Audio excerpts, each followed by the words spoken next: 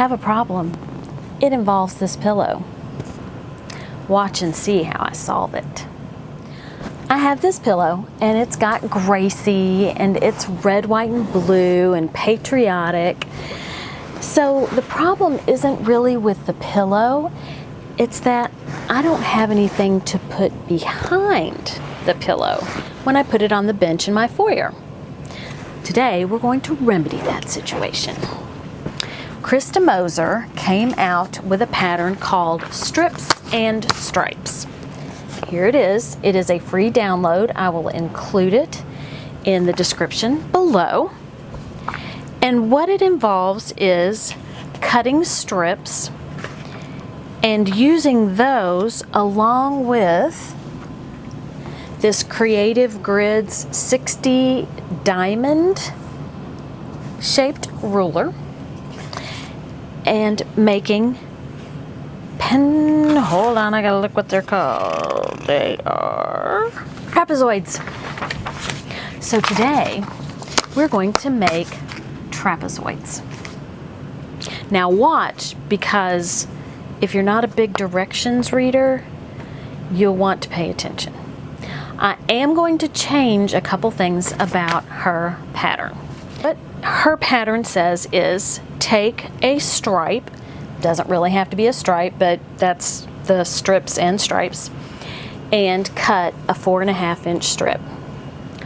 I'm going to be using 6.5 inch strips because I want my trapezoids to be bigger. Then you can take jelly rolls, or you can take some fabric, whatever color it is that you want, and you cut those into 2.5 inch strips. I'm not going to cut any strips. I'm just going to take my stars and also cut 6.5 inch trapezoids. So let me show you how. You right-handed people are going to love this tutorial because I am following her directions, her being Krista Moser. I'm following her directions exactly. And she is evidently right-handed, and all of her directions and mainly the pictures are shown using her right hand in order to cut. So guess what? I'm going to do the same thing. Once I get more familiar with this pattern, I might stray away and be able to use my left hand in order to cut it, but right now, as I'm getting familiar with it, I'm going to do it Krista's way. All right, so the first thing you do, and this is if you, well, this doesn't matter if you're using strips or not. I'm actually cutting my stars first. Let me start with my strips. But you have to straighten the edge of your fabric regardless of which you're doing. Okay, so here are my stripes. I'm going to straighten the edge.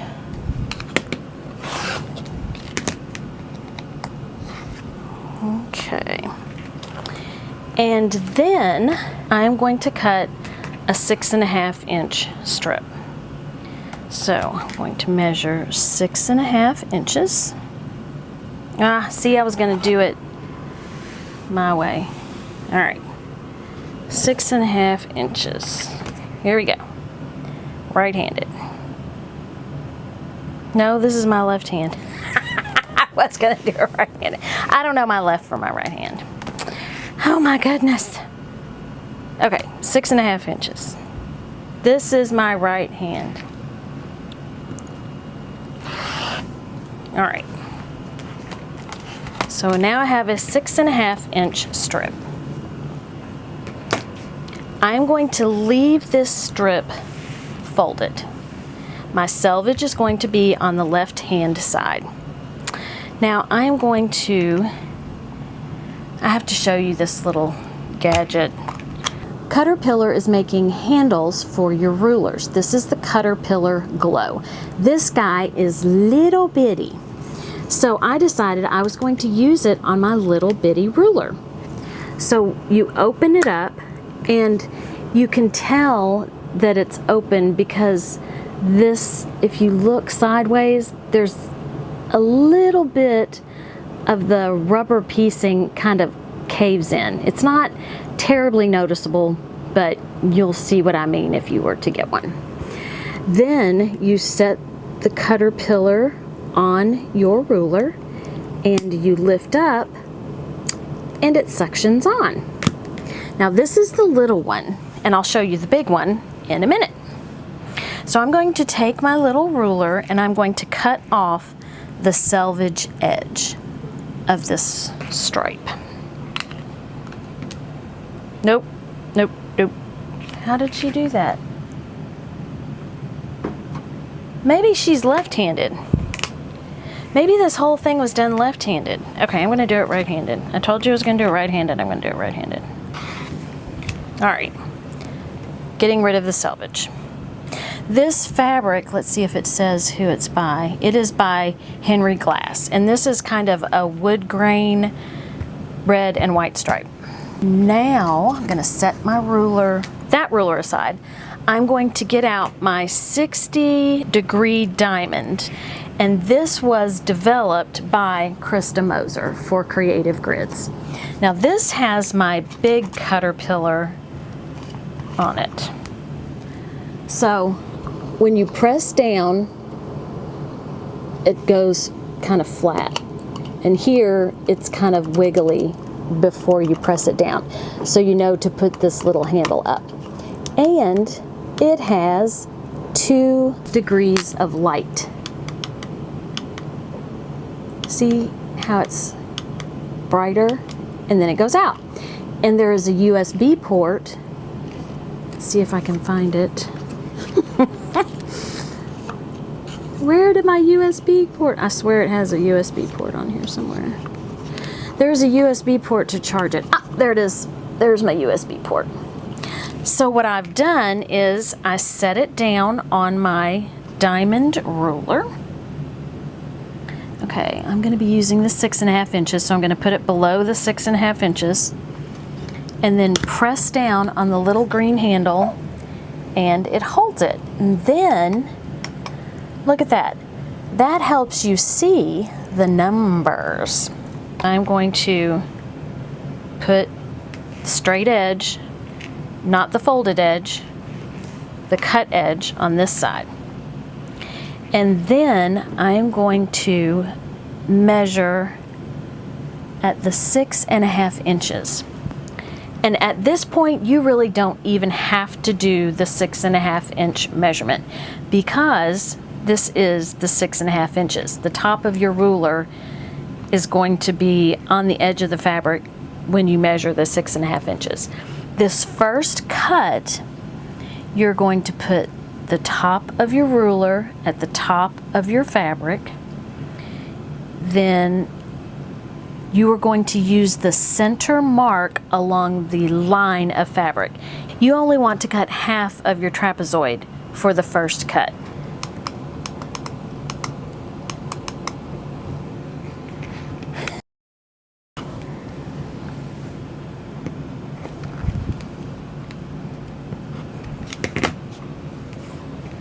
Okay, so this is where I always get confused. And remember, from this point forward, and even the trapezoid we just cut out, you want to use your 8.5 inch mark. You are done with the marking that has to do with the width of your strip. So you're going to flip this over. Your Creative Grids circle will be underneath your fabric. And you're going to line the edge up, and the bottom should be on the 8.5 inch mark. You're going to cut, and then you're going to get the little dog ears from the bottom this time. Another thing about this guy is there are 4 dots that light up to tell you how charged your handle is. So you will know when it's time to put it back on the charger. When you use the 4.5 inch strip, you will get more trapezoids out of your strip. But because I'm using 6.5 inch. They're bigger, but I don't get as many. I think you can get 5 when you use your 4.5 inch strip. So here, I'm going to flip this over. My creative grids is going to be on the upper side of the fabric. I am going to use my 8.5 inch mark, and I'm going to line up my ruler, and I'm going to cut this way. And then I have the 2 dog ears. And I have this left over. I don't know what I'm going to do with it yet, but there it is. So now I have all of the trapezoids cut from the one strip. When you do it per the pattern, you make strip sets because you're using 2.5 inch strips. Since I'm not doing it per the pattern, I don't need to do that. I'm just going to do the exact same thing that I did with the stripe on this star fabric.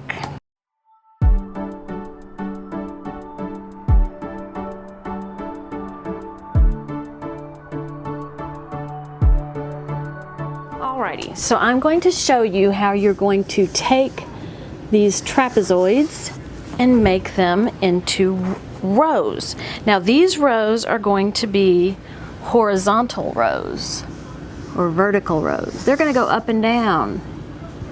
Vertical. They're vertical. So you're going to flip your trapezoids back and forth.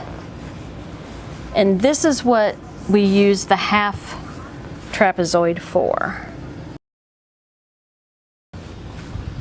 And that is what the first row is going to look like.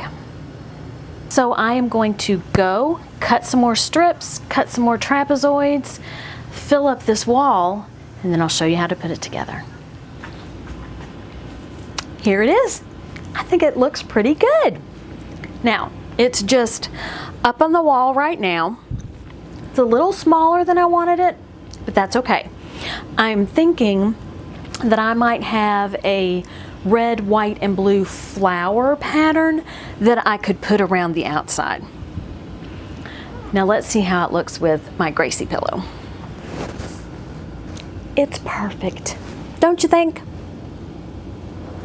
I do. So I'm going to sew the rows this way. So it's going to be on an angle, but with the ruler where I cut off the dog ears, I know that those ends connect with one another, and then this will be a straight strip, and this will be a straight strip, so they will be easy to connect this way. Let me go sew it together, then we'll see what it looks like.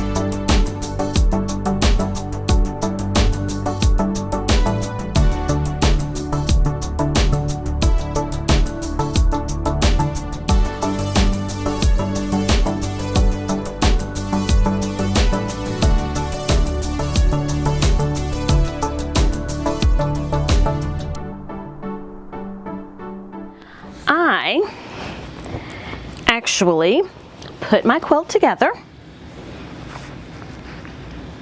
and put a border around it. And this border is a red, white, and blue paisley by Henry Glass, which, if you recall, is also who the fabric is by. So it's no wonder that it matches so well. Now, funny story.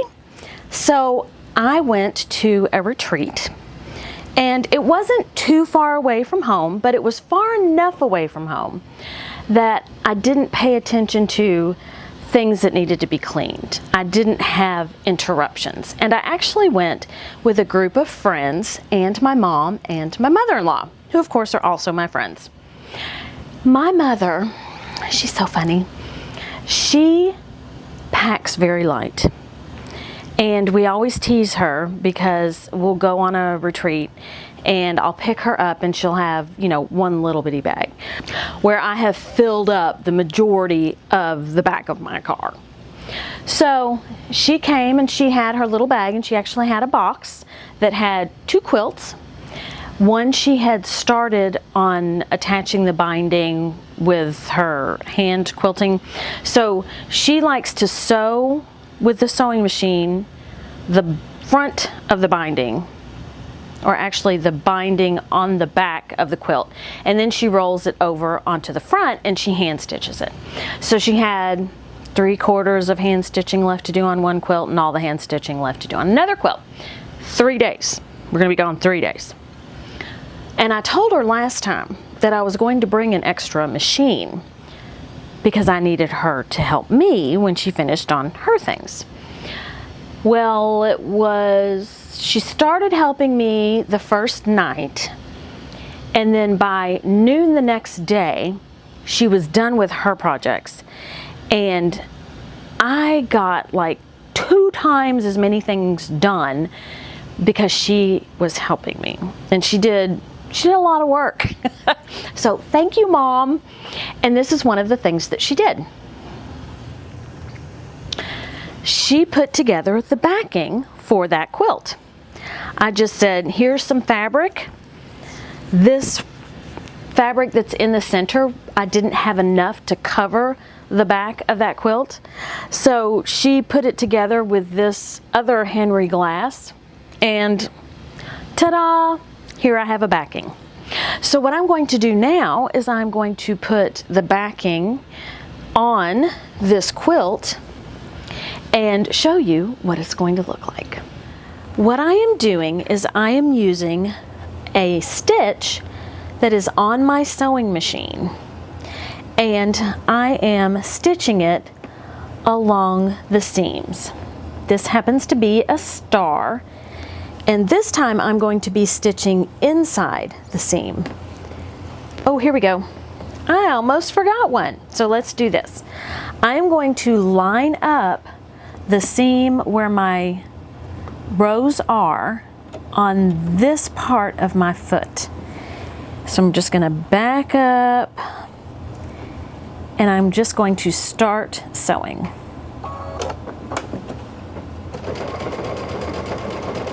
Now I want to make sure that nothing drags. And you can do this with any design that you find on your sewing machine. A star seemed rather fitting because, you know, I have stars in the fabric of my quilt. If you don't happen to have seams that you can line up on, you can always use a pen that is water soluble or heat soluble, that's not right, that disappears with heat to mark your quilt. My quilt is complete, minus the binding. And here she is, my strips and stripes quilt. I didn't use the strips, but I think it turned out great. Now let's look at the backing. This is the backing that my mom pieced for me. And there you go. I think it looks great. Thank you, Mom, for doing that. I do have a little less on this border than I have on this border. And that's because I really didn't fret over getting this lined up perfectly on the back.